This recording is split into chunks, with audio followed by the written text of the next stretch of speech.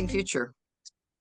Life on our planet is in imminent danger, with extreme weather events all over the world. Dangerous heat and storms that were predicted by scientists are upon us. Those who have taken the responsibility to understand the growing emergency struggle to maintain emotional and mental resilience in the face of overwhelming catastrophes. The future is worrisome, especially for young people trying to get their lives in order in a rapidly changing world. Nature is our refuge, and our greatest responsibility. We all need coping skills and community to move forward so that we can do the necessary work of our time, shifting from being consumers to being caretakers of the ecosystems of our planet.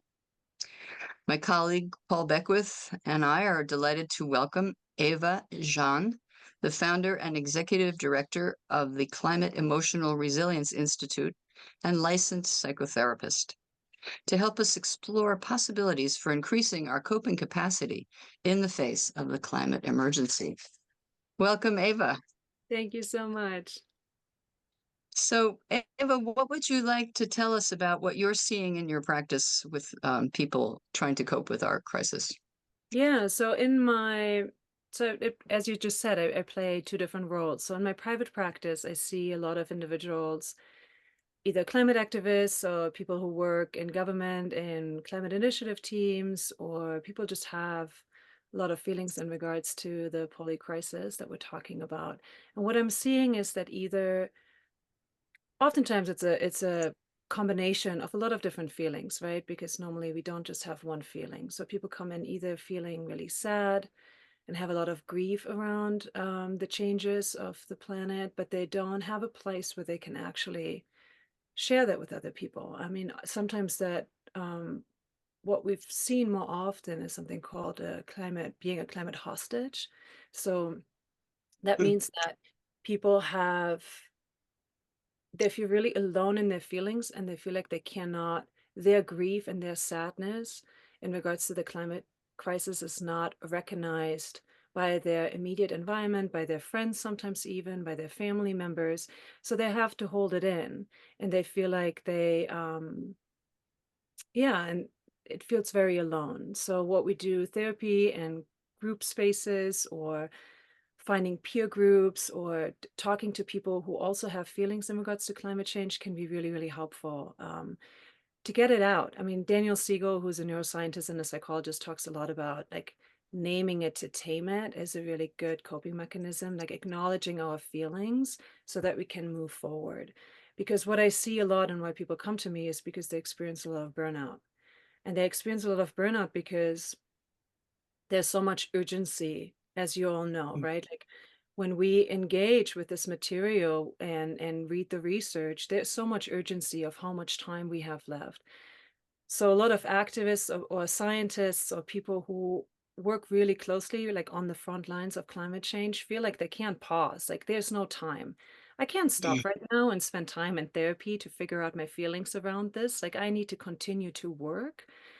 And yes, there's, I think, a lot of truth in it. But I think what I try to advocate and work with them is, what would it be like sometimes to pause for a moment, to have some sort of coping, so that we don't move into a place of burnout where then we can't do this work anymore at all. I mean, I've seen a lot of people who have to completely stop their work for years because they can't go back to it. It so dysregulates them, and it can activate like major depression and long-term anxiety. And so having these like moments to tap in, to acknowledge, and that doesn't have to be like seeing a therapist. It could also be climate cafes that are popping up, and we can talk more about that right now. But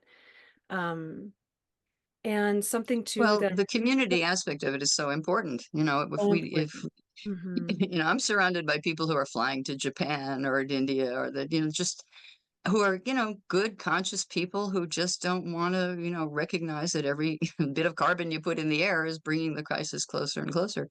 And Yeah. it's very hard, you want to maintain your friendships, but you're living in a bubble kind of, we're surrounded by the lack of understanding of really how serious the crisis is. And that's part of what's so hard about it. Mhm. Where do you find your community? And for most of us, it's online, with people like the people here at this moment. Mhm. And that's where that sense of, oh, I'm not alone with this understanding comes in. And I think, yes, you're so right. And I think there is a lot of support online that we can more easily find. But I also oftentimes encourage people to actually look around. Sometimes we can have this idea that there is no one that understands me, and I feel so isolated. And that feeling itself prevents us also from reaching out and see who actually is in our community. And I know every community is different, but where I live, there is a lot of movement. And the more I'm actually looking towards what's happening locally around me, the more I start seeing. And the more conversations I have, and the more people I say, oh, there is actually some, common ground here, and there is some mutual understanding. Because I think the reality is there are so many people on this planet who so deeply care about this. But I think the way how we operate, I think because of our own feelings or how we focus on this work, it's really hard to find them, or we have the feeling that they're not around. But that's actually not true. I mean, No, more no, and you're more. right. I mean, most Yeah. people do care, Yeah. and they just don't want to hear about it, and to some extent, and they don't want to really change their lifestyle. And when you tell them, maybe you don't want to eat, beef anymore or dairy, cheese, what, you're not popular. Paul, you've been, Yeah, dealing with yeah, this I've for a long just time. been How are you doing? um yeah, I guess eco anxiety, is actually a fairly new term as well, fairly recent term. Um I think one of the most important things for people to be healthy emotionally and spiritually and mentally is to feel that they can have some sort of agency or ability to make changes. So I often people come to me and they say, well, what should I do? What's the best thing I can do to address climate change? And that's a very personal individual thing. I mean, we all have different skill sets, so I try to tell people, well, look at what you're best at doing, look at what you enjoy doing, and see if you can somehow apply that to something that helps the planet. Like, don't have to change, think that you have to change your entire career and what you do and who you are to help. Just and meeting with like-minded people, joining groups like Facing Future. I mean, one of the reasons we're doing what we're doing, as well as many other groups, is because we want to feel like we're doing something, even if it's just educating other people and getting messages out. So maybe you can tell us a little bit about sort of the how did you get involved in CERI? I mean, you had your training, you had your practice. Did you decide that that wasn't enough and you wanted to, found or co-found, CERI? So maybe you can tell us a little bit about more about your organization. Yeah. I think how it started for me personally is like I did a lot of work on the front lines of war, and supporting people who are in the middle of it with like nervous system regulation, and how can we continue to do the work and take care of each other with in the midst of crisis. And so that was kind of what I started with. And then my colleague and I, we would run these courses and programs together, globally. We said, what if we translate this work to the climate crisis too, and make it more specific to that? And so we created this program called Thicket that I'm running now. It's like an 8-week core online course. It's like for building climate resiliency. And and then I started to do more and more workshops, because for me, I think the individual work is can be powerful, but I think reaching more people at a time feels very important to me. So I started I'm a facilitator of the work that we connects to, Jonah Macy, who's like the root teacher of that. And it's very experiential, and reconnecting with Earth and really moving beyond who we are as an individual and finding our place again in the ecosystem that we all live in. And so I started to do that work more locally and with activist organizations and with, yeah, governmental organizations. And there was more and more people who really wanted to do this work and wanted to have retreats and workshops.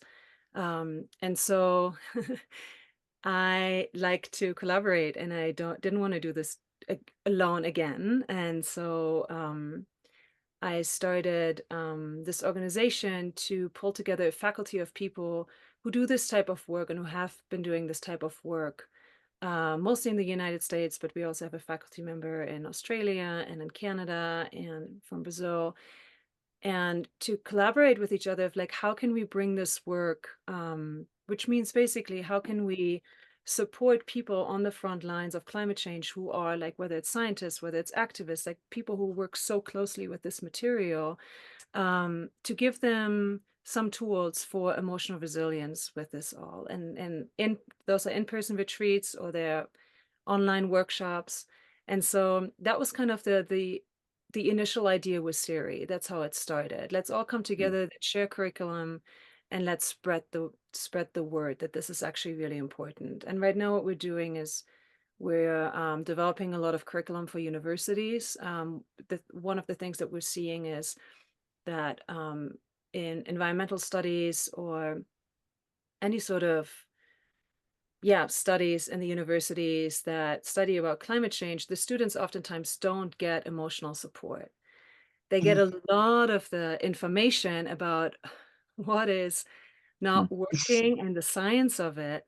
And then I see them in my practice of I'm taking in all this information and I have all these feelings and I don't know where to go with that. And so one of the things that CERI is doing is right now advocating and writing a lot of courses that we try to bring to universities so the students can get some support. It's really just the idea of, can we support you a little bit with the emotional part so that you can continue to do the work, so that we can prevent the burnout that we're seeing in those fields. Actually, Paul, I loved what you were sharing earlier. Ayanna Elizabeth Johnson from the All We Can Save project, she talks about this all the time. She had a TED talk on it, on how can we apply our superpower to the crisis. Like the fact that you don't have to like go out and get a new skill. Like, no, what do you feel passionate about? What brings you joy? Like, that's where we want to start. We're in this for the long haul. We want to find something that's sustainable. And in that, I think a big piece of emotional resilience is have a sense of meaning and purpose.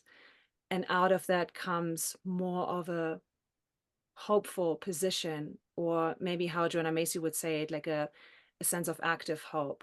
And so ways that we can create active hope is, okay, go out into your community. Can you find people, like we just talked about, that do similar work like you, or that have similar feelings to you, so you don't feel alone in it? Can you go out in nature and find either a sit spot? It's a lovely practice to just sit outside, like under a tree, or find your favorite place in nature and just sit there for a while and start listening and using all your senses to listen to the trees, to the wind, to see really beauty around us. I think oftentimes when we're in this place of despair, what I encourage people I work with is like, can you go outside and just look around you and look at the beauty of Mother Earth? Like, look at all the colors that she creates. Look at there's something so, and it really moves us beyond more of an egocentric, me, I'm in pain, to, oh, wow, I'm part of this ecosystem. And there's something that feeling of aloneness really gets attended in those moments.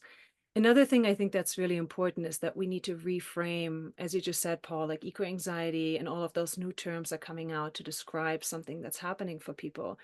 But I think we really want to be really careful in not pathologizing any of those emotions, because these are all feelings that come up because we care, right? Like, so people feel anxious and they feel afraid because they care about this work. Like, we actually want people to feel like to feel sad, to have grief around the changes, about the extinction that we see, about all these changes that we're seeing, because that is like when we love, we grieve, and we grieve and we love, and they both come together and they activate us to find again purpose, to go out, to apply what our skills to the movement, to what needs to be done. And I think that with climate action, or with, our way of showing up, I think climate anxiety can have a very motivational force, right? There's a lot of energy, especially in anger too, that we can apply to doing. We just want to be careful not to bypass any sort of feelings. I think where burnout comes in is when we only focus on doing in climate action and not acknowledge anything that's happening for us internally. That's when like outside symptoms come up, meaning that, I think maybe could you talk a little bit about maybe some of the role models for that people can look to. So, specifically, the very young woman who's now, not a kid anymore. I mean, Greta, of course, Greta Thunberg. I mean, she started when she was 14, 15, her protests, and she's still, very active. And then on the other end of the age spectrum, a very good friend of mine by the name of Meta Spencer, and America's professor at University of Toronto. She's in her 90s. She's 92 or 94, and she does more work to try to get the message out on the climate crisis than just about anybody I know. She's got her own video channels, the End of the World video channels, and she's very active looking at solutions. And she just started a Udemy course, actually, just put it online. I think it's about 6 or 8 lessons at the moment. And she's looking at expanding to Coursera, and she's looking at writing some books on the climate crisis. I mean, she's she's like not, in her early to mid 90s, and she's like the Energizer bunny rabbit. She just never stops. So I think it's important to get sort of some people need to, often they respond to role models, and they see what other people have been trying to do. So have you considered, is your organization considering going to some online courses to get wider reach? Or are you doing it through social media channels, maybe YouTube videos, or handbooks, or maybe even a book on, I mean, there are some interesting books recently on brain function and climate change, and neuropathologies and ways to stay inspired and things like that. Eco-anxiety specific books. Yeah, there's a lot that's coming out very recently. I think the Climate Psychology Alliance US and then UK, who kind of started that whole more psychological movement, they're producing a lot of research right now. They're writing a lot of books about it. I say they because it's a big group of scholars, and but yeah, so what we're doing right now, and we're a very young organization. I mean, we just started the beginning of last year, and so right now we have an online program that we run 3 times a year. It's called Thicket, which supports people with nature connection, community connection, but also it's very contemplative based. So there's a lot of like nervous system regulation that we can do for ourselves, and also connection in regards to compassion practices. So how can we start with ourselves and feel compassionate about ourselves, and then expand that towards the world? Because my belief is that if we can expand our capacity to feel compassionate beyond ourselves, but towards our greater community, and not just our human species, but the more than human, right? That's there, then that's how we build emotional resiliency, right? The capacity to really sit with more and to take in more, and at the same time feel this deep connection to the big ecosystem that surrounds us. And then we do So we have workshop series that we offer to different organizations. People can reach us, and we can either provide that for organizations and we tailor it to organizations. We're starting to also just run them for the general public now. There's a lot of things in the works, and I think a lot of stuff is going to come out in the fall. I'm also coordinating with the Bioneers to put some of our programming on their learning platform in the beginning of next year. Yeah, and I think we have we're building up a social media presence, especially on Instagram, where it's mostly about teaching. So people can get little snippets here and there on how to focus on, we call this internal activism. So there's like the external and the internal activism, and how can we find a balance between the two of them? And that in itself creates like a sense of well-being. Yeah. More and Yeah. more people will be experiencing, for example, the tornadoes that have just Yeah. struck across the United States.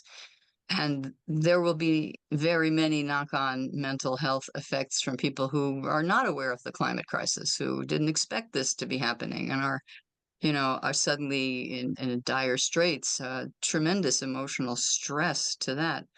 That immediate, disaster, post-disaster is going to produce a big need for therapeutic interventions of all kinds from people. And I think there's something to be said about peer group support too, right? Like we don't have to go and find a therapist necessarily, but Mm. there's I don't know if you're familiar with the death cafes that started in the 80s, where people were sitting around, they would meet in a cafe and have a cup of coffee and eat a cake and talk about death. And so the climate movement has taken that concept, and there are all these climate cafes, they call them, that are popping up everywhere globally now. And it can be a one-time thing for people to just jump online, and for an hour and a half, it's a space where, and it's held by facilitators. It has a very particular structure, but the intention is that people can be with other people who feel really similar feelings. And in that moment, we feel validated about how we feel, and then we can move on. It doesn't have to be, I'm committing to this work for the next 3 years. It's a drop in. And it's been very popular for a lot of people, especially for people who are like, I don't know if I want to go into like find a therapist right now and do this weekly work. Sometimes maybe I just need to drop in somewhere and be around like-minded people. And so the Climate Psychology Alliance has a wonderful, like on their website, they promote all sorts of climate cafes. And I can send you some other resources on how to find it too, because I think that's a really beautiful resource for people to know that they exist. And they're popping up locally and more in person too, in different states and cities. Yeah. Mhm. Can you tell us a little bit about the therapist community? Like are up and coming people that are training to be therapists, are they getting any information on climate change and how to deal, specifically with that issue? Is there, are there any anonymous surveys of therapists saying that, through time, these topics are the most discussed and giving people the most anxiety in society? Like, do we have any statistics on that? Like, I would say, probably in the 70s and 80s, a lot of people would go to therapists and say, I'm worried about nuclear war, Yeah. destroying the planet. And, now I would say, that might be picking up a bit more with the wars that we're seeing and threats from Russia, et cetera, on tactical nuclear bombs. But, that threat's been with us a long time. So, people don't have as much anxiety about it. And, they have more anxiety about, say, politics today. If you're in the US or Canada, they have anxiety, sort of ongoing background anxiety about the climate crisis. So, are there some training tools that are given to people as they're learning the profession, I guess? Yeah. I would love to see a survey like this too, Paul. If on the top of my head, I'm not aware if Mhm. there is something like that, but I would love to get that information too. So Yeah, I'll like just look out for that. Yeah. Yes. Yeah, like the threats do change. I mean, if you look at the insurance industry, up until a decade or two ago, fire was the biggest concern for insurance companies when they insured people's houses, because fire was the most common payout. And now flood has completely dominated and taken over.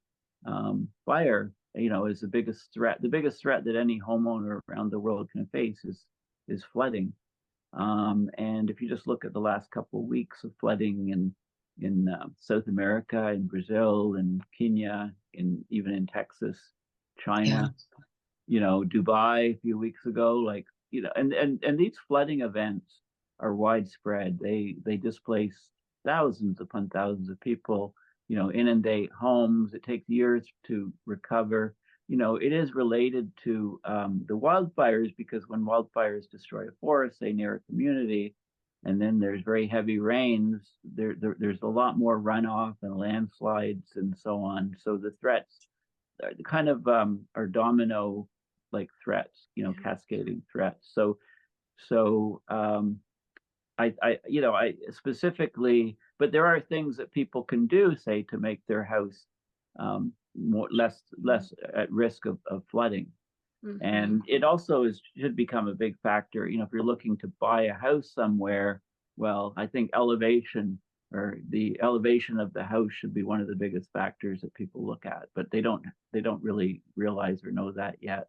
And also, many people think, oh, I'm covered if there's a flood, but they find out they're only covered for sewage backups, or pipes bursting within their houses. If water comes in their front door, they're not covered, right? So there's a lot of details in the insurance policies, and most people aren't covered for overland flooding. So things like that, where people can, instead of being full of anxiety about your house being flooded, well, clean your eaves trough, put in a big trench around your house. Like literally, I put in a big, massive, I excavated in my backyard. I bought somebody's flagstone driveway years ago. There's a lot of trees, so there's no, I can't grow grass or anything in the backyard. So I went on a local bartering place, and I ended up buying a guy's driveway, getting a crowbar and going and pulling up all these flagstones. He was tired of shoveling snow on flagstones, was his reason for switching. And I basically excavated in my backyard. I had water problems, flooding in the basement. So I removed about a foot of soil and put gravel and stone dust, and then the flagstones on top, and it's perfect. It's a huge drain. It's a huge French drain. So there are actions that people can take to try to reduce some of the hazards and risks, right? And that really makes you feel good when you do things like that. Like, it's a really good way of coping. Yeah, I mean, we had doing something real is nothing. It's nothing better than actually making something work. We're coming to the end of our conversation. Is there anything else that you wanted to say that we haven't talked about, Eva? Well, I just wanted to say, Paul, really quickly, with your initial question on what's happening within the therapist community. I think it's a very new field to think about climate change, or for therapists to talk to their clients more about climate change. And a lot of universities are not teaching it yet. I think there's a movement to make that field more aware of it. But I also want to name that psychology is a very traditional field, and oftentimes a very white field, right? And there's a way that I think other communities, whether especially Black and Indigenous communities, have been thinking about resiliency and survival for a very long time, and have found different ways away from traditional psychology and individualized therapy to move these feelings through. And so even though, traditional psychology is trying to catch up, I think I also want to say that, I mean, these practices have been out there for a very, very long time for communities that have been struggling and facing annihilation in so many different ways for so long, that, like, I think that it's a great place to learn from and to draw from when we talk about emotional resiliency. Yeah. We I have a meant lot to to ask learn you. from cultures that did not depend on the technologies that we are using to destroy the planet. And we have to get away from all of our extractive, exploitive, and destructive consumer economy. And very many interesting, very fascinating people are rising from indigenous communities to help us in this desperate time. Yeah. Well, thank you so much for this conversation. I really appreciate you both appearing on Facing Future and Such a look forward pleasure. to seeing you in the future. Thank you, Dali. Thank you, Yes, Paul. thank you. Nice to meet you. Yes.